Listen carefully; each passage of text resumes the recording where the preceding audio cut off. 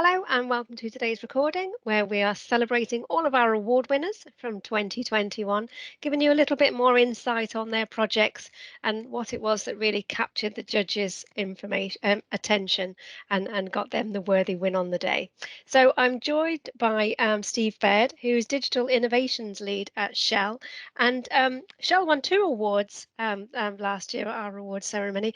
But we're going to be talking today about their award for collaborative teamwork. Hello, Steve. Thanks for joining us. Hi, Emma. Thanks for having me. And congratulations once again on your win. It was a fantastic evening. It really was a very electric atmosphere. I think we'd been so long before we'd been all together in a room. So it was really nice to celebrate on the night. So Absolutely. tell me a little bit about your project that you put forward for your entry. Sure. So the whole point behind this project was the development of robotic solutions to solve business problems. So effectively, we pulled together a project team that would analyze certain processes and then from that come up with a series of robots that could solve those issues. And that could be anything from a procurement process through to an invoicing process, even to a material supply chain process. Excellent. And I guess it was quite a large team that you had pulling all that together. Indeed, this was a truly global initiative. We had around about 40 or 50 individuals sitting in different parts of the world, often sitting at home, of course, through COVID, not being able to go into an office. So it really tested our ability to collaborate with others and to work with others as well. So the use of systems such as this through Teams was really important, the way in which we were able to deliver the product that we were looking to achieve. Excellent. And tell me about some of the key learnings that you came out of this project. I think first and foremost, you need to understand what the business is looking for.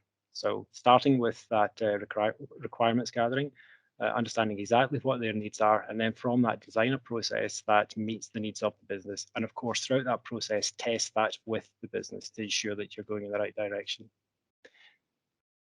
Excellent.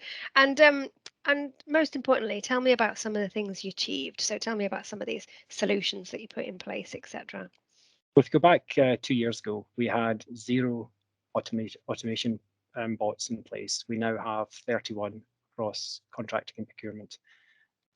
Those bots are designed to do different functions, as I mentioned before. So it could be simply creating a purchase order or producing a purchase requisition on behalf of a user.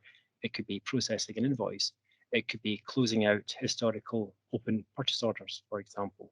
It could be creating goods receipts in the system when we receive items into stock. So there's a multitude of items or activities that we have designed our bots to do. The key intention, of course, is to try and reduce the manual efforts that are otherwise involved in the delivery of these types of activities. And I guess that's freed up lots of time in your teams really to focus on more Absolutely. strategic areas.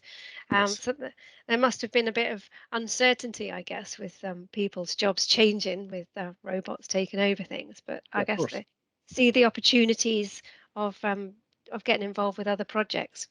Oh, So absolutely. Yes. I guess there was a big culture change. Was there a big hearts and minds project behind this in terms of winning people over?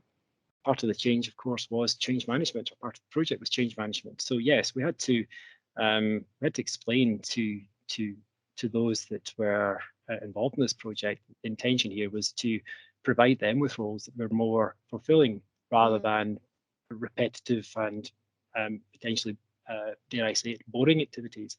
We wanted to move our team into more productive tasks that actually stimulated them and give them that sense of fulfillment so that when they come into work on a daily basis, they felt they were achieving something rather than just repetitively processing a transaction. And I think again, if you position an RP in that way, it actually makes a lot more sense because you get that level of buy-in that you wouldn't otherwise get. Because as you say, if you don't do that, then there's that fear that the robots are going to replace the human. And that's not the intention here, is to improve the roles of those that we have within the team so that they become, as I said, more fulfilled in the activities that they're involved in. And for the end user experience, it must be much more slick. If you get good feedback from end users on the Well, absolutely. implementation. One of the things, of course, about a robot is it doesn't generally need to sleep. So we have processes running 24/7 um, without fail, so of course you get occasional blip, but generally speaking, it will continue. So therefore the productivity level goes up dramatically. So instead of processing one transaction per hour, you might process 1,000 transactions per hour. So yes, the business on the whole, or the businesses on the whole, have been quite excited and enthused by this whole project, this migration that we've been conducting through automation. Excellent. Well, congratulations once again. I know the judges were particularly impressed with the breadth of some of the projects that you got involved with this, so it's really great. If I could leave you with one tip for anyone who's thinking of entering the awards this year, what would it be? I think you really need to understand the needs of your stakeholders, your key stakeholders. So spend time getting to the bottom of the pain point. What is the issue that you're trying to resolve? And then from that, frame up a solution.